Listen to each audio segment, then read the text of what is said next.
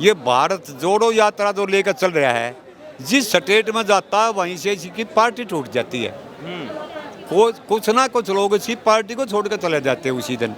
तो जो अपनी पार्टी को नहीं संभाल पा रहा, इसकी पार्टी के लोगों का इस पर से विश्वास उठता जा रहा है। तो उन लोगों को ये लग रहा है अगर मोदी तीसरी बार आ रहा है और ज़्यादा धमक के साथ आ रहा है और ज़्यादा सीटें लेकर आ रहा है, इसलिए वो लोग अपनी अपनी पार्टियों को छोड़कर भाजपा की तरफ भाग रहे हैं। अच्छा, तो ऐसे ही इतना भीड़ आ रहा है न्याय यात्रा में राहुल गांधी के पीछे? क्या जितनी वोट है वो सारी आ जाती हैं? इतनी वोटों से जीती आएगा क्या? राहुल गांधी प्रधानमंत्री बनेंगे तो मोदी से बेहतर काम करेंगे। अरे भाई, राहुल गांधी कैसे कर लेगा बेहतर? वो जानता तो कुछ है ही नहीं, एक पागल आदमी है। राहुल गांधी में आपको कुछ विशेषता नहीं दिखता है ही नहीं, मतलब ही नहीं है। ये तो इस परिवार के ऊपर एक शराब था। साधु सन्यासियों को इंदिरा गांधी ने गोली चलवाई थी। उस दिन के बाद इस परिवार का एक भी आदमी अपनी ठीक ढंग की मौत नहीं मरा। सबको बुरी मौत मिली और परमात्मा ने औलाद पागल दे दी। कौन पागल है? दोनों बहन भाई बावले तो सही है और कैसे ये। नमस्कार, मैं अंजनी कुमार। पूरे देश ही नहीं विदेश में भी एक ही चर्चा है कि मोदी को कैसे हटाया जाए। अब इस बात को लेकर के राहुल गांधी ने पहली बार भी इससे पहले भारत जोड़ो यात्रा किया था। उसके बाद अभी भारत जोड़ो न्याय यात्रा कर रहे हैं, साथ में किसान भी आंदोलन कर रहे हैं। सबका एक ही कारण है कि मोदी को कैसे हटाया जाए। हम बात करेंगे, हमारे साथ जो ताऊ हैं हरियाणा से हैं, हम जानने की कोशिश करेंगे क्या इस बार सत्ता परिवर्तन होगा, क्या मोदी को हटा के कोई दूसरा व्यक्ति कुर्सी पे बैठेगा। सबसे पहले तो स्वागत है ताऊ, क्या शुभ नाम हुआ आपका? मेरा नाम जगदीश मलिक है जी। हरियाणा में कहाँ के रहने वाले हैं? ये बहादुरगढ़ और झज्जर के बीच में मेरा गांव है। हाँ, क्या उम्र हो रही होगी ताऊ आपकी? 72 साल। 72 साल, हाँ काफी फिट दिख रहा है। किसानी करते हैं क्या? आज किसानी ही करते थे। हाँ। अब तो उम्र नहीं रही है और बच्चे जो सरकारी नौकरी में चले गए तो अब तो कौन करे, इसलिए हम अपना उगाई पे उठवा देते हैं अब। हाँ हाँ। एक देश ही नहीं, विपक्ष ही नहीं, पूरे दुनिया में मोदी एक चुनौती है। हाँ जी, कैसे हटाया जाए मोदी को? ठीक बात है। ऐसा है, जो विरोधी होता है वो सब कोशिश करते हैं, इसमें तो कोई बात नहीं है। हाँ। उनका भी अपना अधिकार है सब कुछ करने का, लेकिन मोदी के खिलाफ कोई मुद्दा तो नहीं मिल रहा। हटाएंगे कैसे? जनता मोदी के साथ है। अब जनता जब तक मोदी के साथ है हाँ। तो उनके बकवास करने से हटने से रहा। हाँ। वो तो अपने कुछ भी कहते फिरें जाओ। हाँ। झूठ बोलने की शर्म नहीं हाँ। और कुछ नहीं। देश में आग लगाने से मतलब है और कहीं भी किसी न किसी तरह से हाँ। भड़काया जाए। हाँ। कहीं कोई छोटा मोटा मसला हो, अगर वो आंदोलन का रूप ले लेता है या कोई मांग करता है हाँ। तो उन्हीं को भड़काने की, उकसाने की पूरी कोशिश की जाती है, क्योंकि उनके पास कोई मुद्दा नहीं है जिसको लेकर वो जनता के बीच में जा सके और उसके आधार पर वोट मांग सके। हाँ। ना अपने समय में ऐसे काम किए हाँ। जिनको गिना करके, हाँ। जिनको पब्लिक के दिमाग में पहुंचा करके वोट मांग सके, हाँ। और ना अब अगला कोई विजन है उनके पास कहने के लिए, क्योंकि उनके टाइम में इतने बुरे कर्म हुए थे हाँ। जिनको लोग भूले नहीं हैं। तब अखबार उठाते थे तो उसमें कोई न कोई घोटाले की खबर होती थी। वहाँ इसमें इतने करोड़ का घोटाला हो गया, इसमें इतने 1000 करोड़ का हो गया, इसमें लाख करोड़ का हो गया। घोटाले के अलावा कोई खबर नहीं होती। लेकिन विपक्ष तो कह रहा है कि मोदी को किसी भी तरीके से इस बार उखाड़ के फेंक देना है, नहीं तो ये देश का बेड़ा गर्क हो जाएगा। हाँ जी, कागा के कोसने से ढोर नहीं मरते। हाँ। ये हमारे एक देहात की कहावत है। अगर कौवे कोसते रहें हाँ। तो उससे पशु नहीं मरते कौवों को कोसने से, तो ये तो कोसते रहेंगे, इससे कोई फर्क नहीं पड़ता है। अगर एक एक आदमी शाम ने सारे गांव ने मार कर सुबह से, सुबह गांव के लोग तो नहीं घूमते फिरें से, उससे कोई फर्क नहीं पड़ा। अगर इनकी चलती तब मोदी आता ही नहीं, तब कौन से ये लेकर आए थे? ये तो मोदी के विरोधी रहे ही हैं शुरू से। अब 2 बार तो जनता को गुमराह करके मोदी बन गए, तीसरी बार नहीं बनने देंगे। जनता भी साथ नहीं है, विपक्ष भी साथ नहीं है। अच्छा, ना जनता मूर्ख है जो गुमराह हो जाती है, गुमराह तो खुद हुए फिरे हैं। इन्हें पता ही नहीं हम क्या बोल रहे हैं। आज कुछ बोलते हैं, कल कुछ बोलते हैं। आज किसी के साथ गठबंधन की बात चल रही है, कल वो टूट जाती है तो उसी की बुराई करनी शुरू कर देते हैं। ये खुद गुमराह लोग हैं और जनता को गुमराह बताते हैं। तो इनकी बात को कोई सुनने वाला नहीं है, इनकी बात का विश्वास नहीं हो रहा है। और कुछ ऐसा होता है, चाहे उन्हें किस्मत कहो या उसके करे हुए कर्म का हो। ये भारत जोड़ो यात्रा जो लेकर चल रहा है, जिस स्टेट में जाता है वहीं से इसकी पार्टी टूट जाती है। कुछ ना कुछ लोग इसी पार्टी को छोड़ कर चले जाते हैं उसी दिन। तो जो अपनी पार्टी को नहीं संभाल पा रहा, इसकी पार्टी के लोगों का इस पर से विश्वास उठता जा रहा है। और देखो, एक संकेत होता है, अगर जब भूकंप आना हो ना, तो कुत्ते और बिल्ली पहले भागते हैं घर से। हाँ। और जब आग लग जाती है ना घर में, तो चूहे निकल कर भागते हैं। तो इस पार्टी में से निकल कर भाग रहे हैं। किस पार्टी में से? कांग्रेस में से और दूसरी विपक्षी पार्टियों में से भगदड़ मची हुई है। तो वो इस बात का संकेत है, जो मौका प्रस्त जो किसी पार्टी का और किसी में जा रहा हो, किसी जा रहा हो, मैं उस बात को नहीं कहूँगा। जो मौका प्रस्त नेता होते हैं, वो चुनावी वैज्ञानिक भी होते हैं। वो हवा को परख लेते हैं, क्योंकि उनका तो यही काम है। वो तो कोई काम करना नहीं होता, वो हवा को परख लेते हैं, हवा किसकी चल रही है। तो उन लोगों को ये लग रहा है, अगर मोदी तीसरी बार आ रहा है और ज़्यादा धमक के साथ आ रहा है और ज़्यादा सीटें लेकर आ रहा है, इसलिए वो लोग अपनी अपनी पार्टियों को छोड़कर भाजपा की तरफ भाग रहे हैं। अच्छा, एक बात बताइए ताऊ, कि आपको नहीं लग रहा है कि राहुल गांधी प्रधानमंत्री बनेंगे तो मोदी से बेहतर काम करेंगे? अरे भाई, राहुल गांधी कैसे कर लेगा बेहतर? वो जानता तो कुछ है ही नहीं, एक पागल आदमी है वो। मेरे ख्याल में बिना कागज में पढ़े ये भारत के भाई 28 तो स्टेट हैं और 9 केंद्र शासित हैं। साथ ना जी, 2 बढ़ गए ना, जम्मू कश्मीर। अच्छा, हाँ, वो बढ़े। अरे एक घट गया, 29 थे स्टेट, वो मैंने 28 बताए। 28 और 9 37 स्टेटों के नाम ना बता सका वो बिना कागज देखे, और दोनों माँ बेटा मिल के भी नहीं बता सकेंगे शायद। तो जो देश के बारे में कुछ जानता ही नहीं, जिसने इतना नहीं पता, वो देश धरती से जुड़ा हुआ आदमी नहीं है, आम आदमी से जुड़ा हुआ नहीं है। वो ठीक से पकड़े घूम रहे हैं भारत यात्रा, भारत जोड़ो यात्रा, लेकिन आम आदमी कैसे रहता है, क्या होता है, क्या खाता है, कैसे कमाता है। आपने देखा वो सर्दियों में स्वेटर भी नहीं पहनते, जैकेट भी नहीं पहनते, टी शर्ट में घूमते हैं। हाँ जी, लेकिन उससे भी ताज़ा एक उदाहरण है, ये वहाँ बनारस गया था, तो इसने बेचारे ने कोई बारात देख ली, और आजकल शादियाँ रात के समय होने लगी, तो इसने कोई बारात दी कि बारात में एक चलन सा बन गया। अच्छा तो नहीं है, मैं समर्थन नहीं करता, हम तो आर्य समाजी आदमी कभी पीते नहीं, लेकिन वहाँ दारू पीते हैं लोग बारातों में, हर जगह पीते हैं। मेरे हरियाणा में पीते हैं, कहाँ नहीं पीते। तो वो दारू पीकर नाचे थे, और इसने वो सीन देख लिया।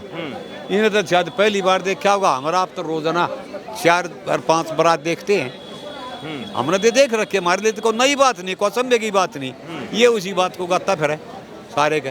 मैं वाराणसी गया, वहाँ लोग शराब पी कर नाच रहे थे, बैंड बाजा बज रहा था, लोग शराब पी कर नाच रहे थे। यूपी का भविष्य सड़कों पर लेटा हुआ था, यूपी का भविष्य नाच रहा था। पूरी यूपी से जोड़ दिया कुछ शराबियों की बात को। अब यूपी के अंदर इसकी ऐसी प्रतिक्रिया हुई, जो इसको इन सेल्फ गोल कर लिया एक तरह से, बताओ, और बार बार कर लेता है। राजस्थान में एक बहुत बड़े जाट नेता हुए कुंभाराम आर्य, अब वहाँ उसके हल्के में पिछली बार सभा कर रहा था। अब कुंभाराम आर्य तो नाम लिया नहीं गया, उसको बार बार कुंभकर्णी बोलता रहा। अब 20 बार उसका नाम लोग हंसते हैं, जो कि सभा में जा रहे, क्या बोल रहा है। लेकिन आप इतना सारा चीज कह रहे हैं, लेकिन जो विपक्ष है वो तो कह रहा है कि राहुल गांधी देश के भविष्य हैं। विपक्ष मतलब कुछ नेता, जनता तो उनके साथ है नहीं, जनता नहीं है ना। तो ऐसे ही इतना भीड़ आ रहा है न्याय यात्रा में राहुल गांधी के पीछे। क्या जितनी वोट है वो सारी आ जाती हैं? इतनी ही वोटों से जीत आएगा क्या? जो इतना भीड़ कह रहे हो आप उसको, मान लो इसकी सभा में 20,000 आदमी आ गए, 20,000 की भीड़ बहुत बड़ी होती है, छोटी नहीं होती है। और जला स्तर की कोई इसकी वहाँ रैली हो रही है यात्रा के दौरान में, क्या उस जिले में 20,000 लोग ही हैं क्या? वो 20,000 जता देंगे क्या? अरे भाई 20,000 का पास 40,000 और लगा ली। न्यू तो वोट तो हर जगह मिलेंगी, पिछली बार भी मिली थी, इस बार भी मिलेंगी। हाँ, जमानत कितनी सीटों को बचा है, महत्व इस बात का है, जीतने का मतलब नहीं है कितनी जीतेंगे। जीतेंगे इस बार कह रहे हैं कि साफ सुथरा साफ कर देंगे मोदी का, साफ कहीं नामो निशान नहीं बचेगा। ओपिनियन पोल में कल देखा है मैंने टीवी पर, उत्तर प्रदेश का, एक एक सीट का बताया था। 78 कांग्रेस और उसके अलाई। वो तो कह रहे हैं कि टीवी भी बिक गया है उसके साथ, मोदी ने खरीद लिया टीवी। इन्होंने क्यों नहीं खरीद लिया? इनको किसने मना किया था? इन्होंने क्यों नहीं खरीदा भाई? बोल रहा है कि हम जो है सो सच्चे नेता है, हम लोग खरीद फरोख्त नहीं करते हैं, हम लोग जो है सो ये ऐसे लोग हैं जो भारत की रक्षा करना जानते हैं, लोकतंत्र की रक्षा करना जानते हैं। मोदी लोकतंत्र खत्म करना है होता है। हाँ, लोकतंत्र की रक्षा कर रहे हैं ये। किसी से पूछ लो, आपका शायद पता नहीं जन्म होया होगा या नहीं। 26 जून 1975 को अखबार छपा था पूरे भारत में कहीं। 26 जून 1975 में पूरे भारत में कहीं कोई अखबार छपा था क्या? क्यों नहीं छपा? रोजाना छपता है, उस दिन क्यों नहीं छपा? इमरजेंसी लगा के और सारे के सारे प्रेस की, ये यहीं नज़दीक में ही तो हैं अखबारों के दफ्तर, सबकी बिजली काट दी और अगले दिन से लागू कर दिया सेंसर। हर खबर सेंसर होने के बाद में अखबार में छापी जाएगी। सरकार की मर्जी के खिलाफ नहीं लिखा जाएगा कुछ भी। उस टाइम लोकतंत्र की रक्षा हो रही थी। सारे विपक्ष के नेताओं को जेल में डाल दिया बिना किसी गलती के। और एक मिसा नाम का कानून था उस समय, जिसमें पुलिस को ये नहीं बताना होता था आपको क्यों गिरफ्तार किया, ना चालान पेश करना, ना FIR की जरूरत है, ना और किसी भी आदमी को कितने दिन तक जेल में रखा जाए, मर्जी उनकी। तो वो तो लोकतंत्र की रक्षा हो रही थी। और अब लोकतंत्र का गला घोंट दिया। ये 2014 से गीत शुरू किया था इन्होंने। अब देश में इलेक्शन नहीं होंगे कभी। अब मोदी आगे इलेक्शन नहीं होंगे। 2019 में भी इस बात ने उठाते रहे, 2019 के बाद भी उठाते रहे। अभी भी कह रहे हैं कि इस बार मोदी जीत गया तो इलेक्शन नहीं होगा। इलेक्शन नहीं होगा आगे। लेकिन 10 साल में किसी भी स्टेट का इलेक्शन अगर 1 महीना लेट भी होया होता, बताओ। 2 बार तो इलेक्शन हो ही लिए, विधानसभा के भी लोकसभा के भी। तीसरा चल रहा है लोकसभा का। किस इलेक्शन में 1 महीना की भी देरी हुई या लोकसभा के में देरी हुई? टाइम टू टाइम चुनाव होने लग रहे हैं। चुनाव आयोग चुनाव करा रहा है, विधि सम्मत करा रहा है। तो फिर मोदी को आरोप लगाया जा रहा है कि ये सिर्फ हिंदू मुसलमान की वजह से जीतते हैं, विकास के नाम पे कुछ हो रही नहीं रहा है, मंदिर मंदिर करते रहते हैं दिन रात। ठीक बात है। जब हिंदुओं को गालियां दी जाती थी और मुसलमानों को खुश करने के लिए ऐसे गलत गलत कानून बनाए जाते थे, तो वो तो जो है वोट की खातिर नहीं कर रहे थे। वो तो अल्पसंख्यक थे, कह रहे थे कि इनको बचाना हमारा धर्म था। अच्छा, अल्पसंख्यक कौन होता है? अल्पसंख्यक तो देश में ये है क्या नाम, पारसी। पारसी से ज़्यादा तो अल्पसंख्यक कोई है नहीं, जिनकी संख्या करोड़ भी नहीं है, लाखों में है। फिर उसने तो कभी कोई मांग नहीं करी, उनको तो कोई परेशानी भी नहीं है। उन्होंने तो कभी ये भी नहीं कहा भारत में डर लगता है, और कोई बात भी क्या आई पारसियों की तरफ से कभी कोई बात, कोई आरक्षण मांगा उन्होंने और कुछ मांग करी कोई? गोले में ले रहे सबके साथ। कह रहे कि पाकिस्तान भी मोदी राज में आंख दिखा रहा है, चाइना तो जमीन ही हड़प लिया पूरा। पाकिस्तान कांग्रेस के राज में रोजाना तो है क्या नाम है इसका, तोड़ता रहता युद्ध विराम को। अब कितनी घटनाएं होती हैं, 2-4 महीने में कोई एक आध हो जाती होगी। वो कश्मीर के पत्थरबाज कहाँ गए, कहाँ गायब हो गए? आदमी तो वही हैं। ये जो हमारे दिल्ली में भी बसों में लिखा होता था, अगर अपनी सीट के नीचे देखिए कोई लावारिस वस्तु बम हो सकती है, क्या देखा अब लिखा? कहाँ गया वो शब्द? कश्मीर के 3 जिला के अलावा पूरे देश में कहीं कोई उग्रवाद की घटना हो तो बताओ। और उन 3 जिला में ये नहीं कि वैसा ही है, उनमें भी इतनी कटौती हो गई है, इतनी गिरावट आ गई है हद से भी कम। और भाई बौखलाया हो या मरता हो या कुछ तो कराएगा। हाँ। क्यों मतलब जरूरी है मोदी को प्रधानमंत्री बनाना? कह रहे हैं कि नेताओं को ज़्यादा समय नहीं देना चाहिए, नहीं तो अपने मन की बातें करने लगते हैं। बदलना जरूरी है, लोकतंत्र में बदलते रहना चाहिए ना। ये थ्योरी गलत है। अगर बदलते रहना जरूरी है तो वो अच्छे काम करेगा ही नहीं। ये पता है उसे ना, अगली बार तेरे को बदलेंगे, उससे अगली बार मैं फिर आऊँगा। काम करने की क्या जरूरत है? ये थ्योरी, अगर कोई अच्छे काम नहीं करता है तो बदलना जरूरी है, और अच्छे काम करता है तो रिपीट करना जरूरी है। बदलना जरूरी नहीं होता। बदलना जरूरी ये इसी बहम में थे, इसीलिए काम नहीं करते थे। अगर एक बार 1977 में कांग्रेस हार गई थी, फिर आ गई थी। एक बार फिर से हार अब गई थी। इतना महंगाई बढ़ गया है, आपको नहीं लग रहा है कि मोदी सरकार को हटा देना चाहिए तुरंत, रातों रात खत्म करिए ये सब जहाँ जमीन? कांग्रेस की हुकूमत है वहाँ कितना सस्ता है, हाँ? जहाँ कांग्रेस की हुकूमत है हाँ। वहाँ कितना सस्ता सामान मिल रहा है। लेकिन देश तो मोदी के हाथ में है। देश तो मोदी के हाथ में है, वो सीएम किस लिए बना है, कुछ तो होगा उसके हाथ में। हाँ। उस सीएम के हाथ में कुछ तो होगा, इसके में ज़्यादा तो उसके में कम है, तो कुछ तो फर्क पड़ता। महंगाई मतलब नहीं बढ़ा है।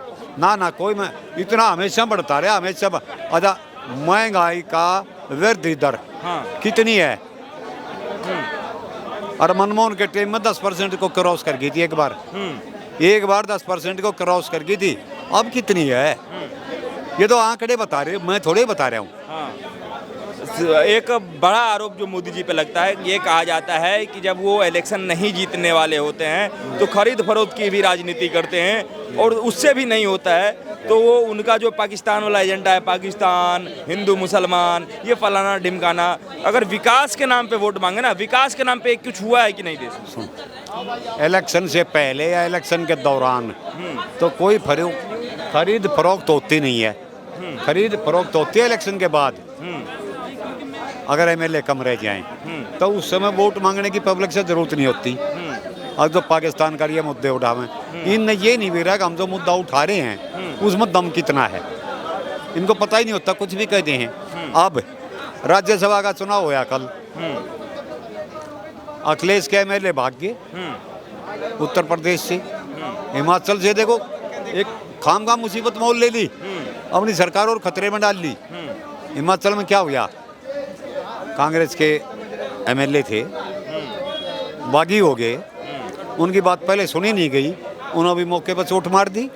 इनकी पार्टी का मसला है, अगर इन्होंने खरीद लिया तो कर्नाटक में बीजेपी के 2 एमएलए ने कांग्रेस को वोट किया है, कांग्रेस को वोट किया बीजेपी के 2 एमएलए ने कर्नाटक में, इन्होंने वो खरीदे या क्या कराया? जहाँ इनके हक में तो कोई क्रॉस वोटिंग कर दे तो आत्मा की आवाज़ है, और इनके खिलाफ कोई क्रॉस वोटिंग कर दे तो इसको खरीद लिया। और ये आत्मा की आवाज़ का जो नारा इंदिरा गांधी ने दिया था, शायद आपको पता ना हो, 1969 में राष्ट्रपति के चुनाव में, समझे। अगर हम तब बात करें, प्रधानमंत्री आपने बहुत देखे, हाँ जी। देश में विकास भी बहुत देखे, हाँ जी। लेकिन अगर यदि प्रधानमंत्री बदलने की बात है, लोकतंत्र में अगर यदि वोट दूसरे को देने की बात है, तो राहुल गांधी को क्यों नहीं बनाना चाहिए प्रधानमंत्री? मेरा ये अहम सवाल है। पहले तो मोदी जी को बदलना ही नहीं चाहिए, मोदी जी को बदलने का ही मतलब नहीं है, क्योंकि दुनिया के कई देश तो हमसे ताकतवर हैं, लेकिन राष्ट्र अध्यक्ष हमारे से ताकतवर आज पूरी दुनिया में किसी के पास भी नहीं है। जहाँ भारत की बात यूएनओ में, अंतर्राष्ट्रीय मंच पर कोई विशेष सुनी नहीं जाती थी, लेकिन आज सब मोदी के मुंह की तरफ देखते हैं, अब ये क्या बोलेगा। इतनी प्रतिष्ठा, और 7 देश ऐसे हैं दुनिया के जिनमें कुछ मुस्लिम देश भी हैं, बहुत ताकतवर देश भी हैं, जिन्होंने अपना सर्वोच्च नागरिक सम्मान, जैसे हमारा भारत रत्न होता है, उनका जो अपना सबसे बड़ा सिविलियन अवार्ड होता है, 7 देशों से मिल चुका है मोदी जी को, कुछ तो विशेषता होगी। और मोदी जी दुनिया के अंदर लोकप्रियता में पिछले कई सालों से पहले नंबर पर चल रहे हुए हैं, और दूसरे नंबर वाला इससे बहुत नीचे है, कुछ तो विशेषता होगी। खामखाई तो किसी को कुछ राहुल नहीं, गांधी में आपको कुछ विशेषता नहीं दिखता है ही नहीं, मतलब ही नहीं है। ये तो इस परिवार के ऊपर एक शराब था, और वो शराब अभी प्रधानमंत्री हैं, आप ऐसे कह रहे हैं। हाँ ठीक बात है। ऐसा है 1966 में जब यहाँ साधु सन्यासियों को इंदिरा गांधी ने गोली चलवाई थी, कई सौ साधु सन्यासी यहाँ मरे थे। करपात्री जी महाराज और एक वो आर्य समाज के थे, वो आचार्य रामेश्वरानंद, उनके नेतृत्व में वो आंदोलन था, गौ रक्षा आंदोलन। और उन गौ भक्तों को जब गोली से मरवाया था इंदिरा गांधी ने, तो करपात्री जी महाराज ने एक बात कही थी रोते हुए, मैं ब्राह्मण हूँ, हालांकि मैं जाति पाति को नहीं मानता हूँ, लेकिन उसने कही थी, अपने दुख में कही, क्यों कही, कई बार कही हुई बात वो सच भी निकल जाती है। मैं ब्राह्मण हूँ, मैं अपने हाथ से सन्यासियों की लाट से उठा रहा हूँ आज, लेकिन जिस इंदिरा ने इन सन्यासियों को मरवाया है, एक दिन इसका संपूर्ण नाश जाएगा। तो मैं नहीं कहता उनके कहने से चला गया, लेकिन इसी को कहते हैं संपूर्ण नाश जाना। उस दिन के बाद इस परिवार का एक भी आदमी अपनी ठीक ढंग की मौत नहीं मरा। अगर नवा के स्नान करा के, जैसा हमारा हिंदू रिवाज है, और तब अर्थी पे लटावे, सबकी लाश सुगनी पड़ी है। ये कोई टुकड़ा इधर कोई उधर, ऐसा हुआ क्या नहीं हुआ? हुआ। उस दिन के बाद कोई भी इनकी डेड बॉडी ऐसी नहीं थी जिसका दाह संस्कार ढंग से किया गया हो। और सबको बुरी मौत मिली, और परमात्मा ने आगे औलाद पागल दे दी। कौन पागल है? दोनों बहन भाई बावले तो सही, और कैसे ये न राहुल में अकल ना वो छोरी से है, मुँह में कोई अकल नहीं है। ना ना, बिल्कुल नहीं। भाई बोलते तो सभी हैं। पूरे कांग्रेस में, पूरे विपक्ष में इतना बढ़िया, सबसे ज्यादा बढ़िया नेता उन्हीं दोनों को माना जा रहा है। भाई ऐसा है, सुनो, उन लोगों के पास तो और कोई तरीका नहीं है। देखो सुनो, एक हाथी होता है और हाथी के पीछे 20 बाबा होते हैं। वो हाथी के नाम पर मांगते हैं, वो सारा दिन हाथी के नाम पर मांगते हैं ना। और शाम ने हाथी ने तो किसी पेड़ के सारा खड़ा कर देंगे, ले इसने तोड़े जार खाए जा। और भाई उनका अपना चूरमा बनेगा बाबा का, जो हाथी के नाम पर मांगा था। तो ये तो हैं सफ़ेद हाथी, इनके नाम पर वो कमा खा रहे हैं। दूसरे लोग किसी स्टेट में आ जाती सत्ता, और स्टेट के मुद्दे अलग होते हैं, केंद्र के मुद्दे अलग होते हैं। और स्टेट में भाजपा के पास कुछ ही स्टेटों में हैं स्थानीय नेता जो मजबूत और लोकप्रिय है, ज़्यादातर स्टेटों में नहीं है। तो नाराज़गियाँ हो जाती हैं, तो दिल्ली के भागों से छिक्का टूट जाता है।